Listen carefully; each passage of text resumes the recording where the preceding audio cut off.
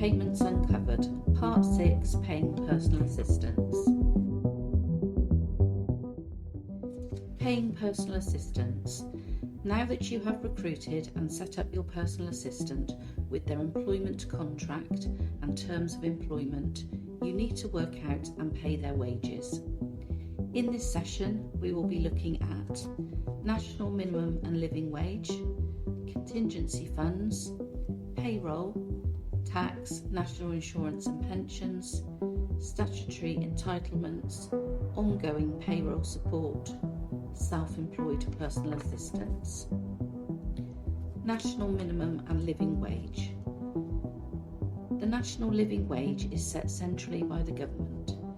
This is the minimum amount you can legally pay your personal assistant. The rates change on the 1st of April each year and depends on your employee's age. You can choose to pay more than the national minimum and living wage. Contingency fund. It is recommended that from the hourly rate that your direct payment is paid at by Wiltshire Council, that you keep back approximately 25%. This is to ensure that you have sufficient funds in the direct payment bank account to cover employers' national insurance contributions, employers' pension contributions, personal assistant annual leave or sick cover, any other agreed employer on cost. You can keep an amount equal to 20% of your annual funding in your account. Wiltshire SEAL can support you with calculating sample budgets so that you can decide how much per hour you are able to pay your personal assistant. Payroll, tax and national insurance. As an employer, you are responsible for ensuring that any tax and national insurance is calculated and paid on the personal assistant's earnings. Wiltshire SEAL work with Pay Packet Limited to provide a free payroll service to people employing a personal assistant through a direct payment in Wiltshire. The payroll service from Pay Packet Limited must be accessed through Wiltshire SEAL. Setting up payroll. Setting up payroll with Pay Packet is very simple and easy. Wiltshire SEAL will provide employers with a payroll setup pack to be completed with their details and signed to authorise Pay Packet to act as their payroll agent with HMRC. Employee setup forms to be completed and signed by the personal assistants and the employer. All forms must be returned to Wiltshire SEAL for verification. Upon receiving the completed forms from Wiltshire SEAL, Pay Packet will set up an account for the employer with HMRC, provide you with 2 copies of the payslip, one for the personal assistant and one for the employer's records, provide you with a statement showing any payments you should pay to HMRC for tax and national insurance contributions and information on how to pay HMRC. Notify HMRC each month on your behalf the hours worked each month by your personal assistants. Set up the employer and enrol any eligible personal assistants on the workplace pension scheme and help you set up a direct debit to make payment. Pay Packet need to know how many hours each personal assistant is working each month so that payroll can be calculated. This can be done with support from Wiltshire SEAL by setting up either auto payroll or ad hoc payroll.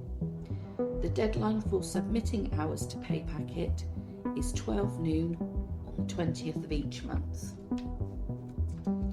Statutory entitlements. All personal assistants are entitled to a pro rata entitlement of 5.6 weeks paid holiday leave per year.